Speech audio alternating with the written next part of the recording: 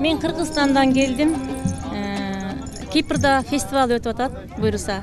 Кипрда фестивалды бүтүрүп коюп, атайын бул жерде көчмөндөрдүн фестивалы өтүп атат деди Стамбулда.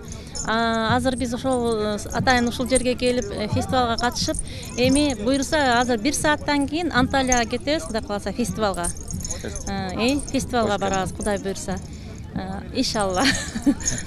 Мен өзүм атым Канымжан, фамилиям Жаманбаева. Өзүм Кыргызстанда журналист болуп иштейм. КТРКда, телевидениеда Маданият тарых тил каналынын редакторумун. Анан мен бүгүн абдан кубанычтуу болуп атам. Мына туугандар менен таанышып, көрүшүп сиздер менен аман эсен чоң майрамда сиздер менен жүз көрүшкөнүмө өтө кубанычтамын. Жүрөгүм менен. Bunlar Kipr'a gitti, Kırgızistan'dan Kipr'a gittiler. Sonra orada festival, oradan da sonra buraya geldiler. Burada bugün akşam Antalya'ya gidecekler.